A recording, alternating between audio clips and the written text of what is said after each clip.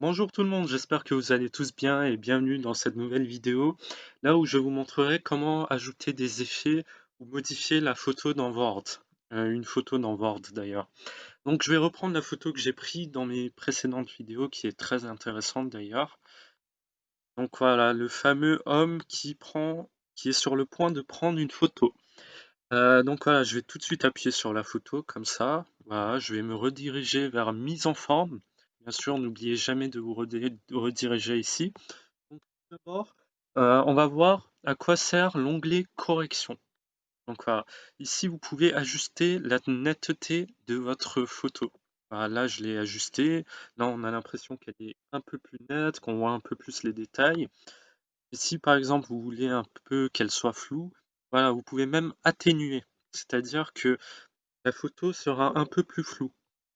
Ensuite, vous avez des onglets, voilà, pour régler la luminosité, le contraste. Par exemple, là, j'ai rajouté un peu plus de lumière.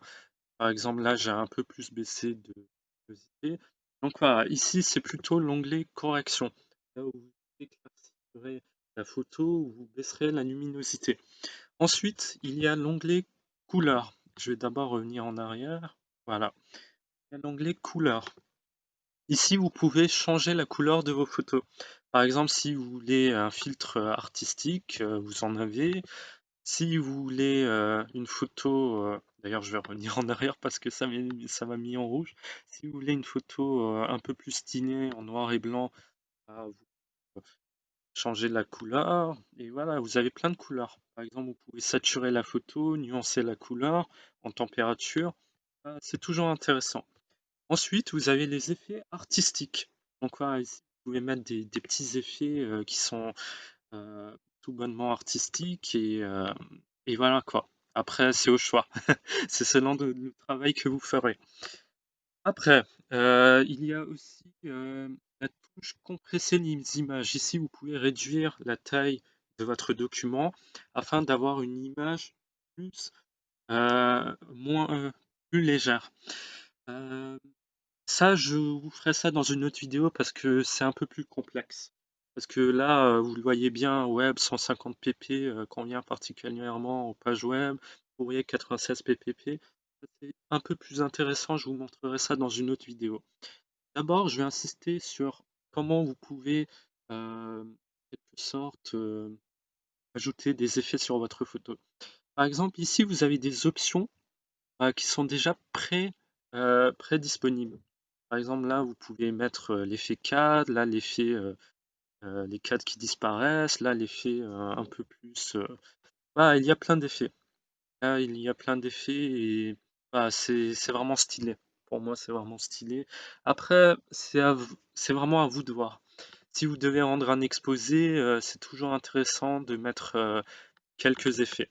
Ensuite, vous avez déjà quelque chose de plus professionnel, là où vous pouvez vous-même changer les couleurs de l'effet que vous avez pris. Par exemple, le cadre photo, souvent c'est noir, mais si vous voulez changer de couleur, vous pouvez la changer d'ici. Voilà, rouge, jaune, bleu éventuellement. Bien, vous avez même des autres couleurs de contour si jamais vous êtes encore plus professionnel. Donc voilà, c'est toujours intéressant.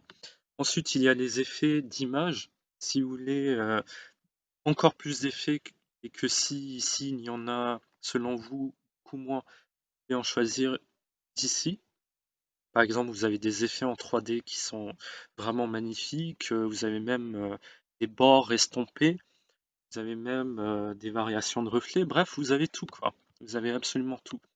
Ensuite, vous avez la disposition de l'image. Si vous devez faire un tableau heuristique ou bien un petit schéma, peut toujours servir.